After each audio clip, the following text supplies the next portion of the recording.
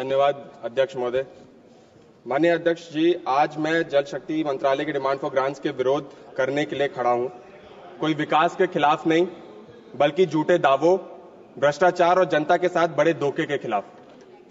सरकार दावा करती है कि जल जीवन मिशन के तहत भारत की पानी की समस्या सुलझ रही है, लेकिन अगर आप उत्तर प्रदेश के किसी भी गांव में चले जाएं तो एक अलग सच सामने आता है। अध्यक्ष महोदय, आंखों में आंसू आ गए, लेकिन इनके नल में एक बूंद पानी तक नहीं आ पा रहा है। जल जीवन मिशन जो 2019 में इस वादे के साथ शुरू किया गया था कि 2024 तक हर ग्रामीण घर को नल से जल मिलेगा।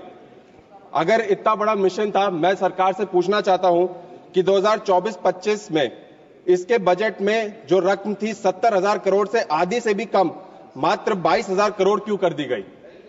सरकार दावा करती है कि उत्तर प्रदेश में 85% से ज्यादा ग्रामीणों घरों तक नल पहुंच गया है, जल पहुंच गया है।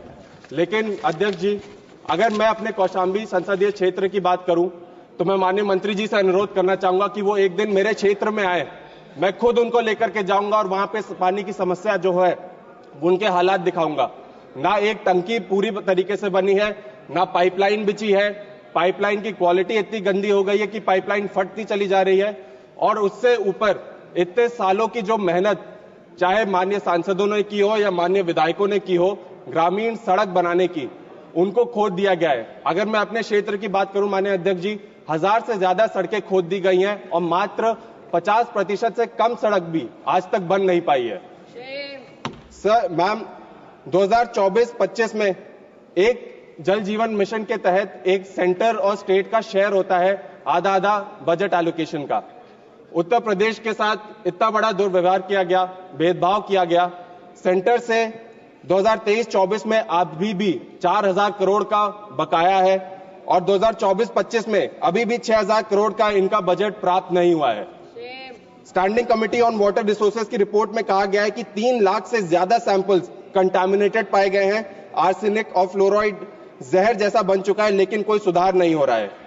माननीय अध्यक्ष जी, जल जीवन मिशन एक सपना जरूर था, लेकिन आज ये एक जल झूठ मिशन बनकर रह गया है। सिमिलरली, प्रधानमंत्री कृषि सिंचाई योजना 2015 में इस वादे के साथ शुरू की गई थी कि हर खेत को पानी मिलेगा और कृषि में पानी का बेहतर उपयोग होगा। माननीय अध्यक्ष जी, अपने यूपी में 70% ग्राउंड वाटर हर साल एक्सट्रैक्ट करा जाता है, लेकिन ग्राउंड वाटर रिचार्ज के लिए कोई ठोस व्यवस्था इस सरकार ने अभी तक नहीं की। मैं सरकार से कुछ मांगे हैं मेरे संसदीय क्षेत्र की जो करना चाहूंगा। कुछ इरिगेशन प्रोजेक्ट्स हैं, महाराजपुर से सिया माइनर कैनाल, रामपुर केटवा से बसियारा माइनर कैनाल, बागराय से कमासिन चाकवट माइनर कैनाल, और एक बाकुल्ही नदी जो रायबरेली से निकलती है मेरे संसदीय क्षेत्र के थ्रू होकर जाती है माननीय अध्यक्ष जी, जो कुंडा और बाबागंज में भयंकर बाढ़ लेकर आती है। हजारों एकड़ खेत डूब जाते हैं, फसल बर्बाद हो जाती है, किसान कर्ज में डूब जाते हैं।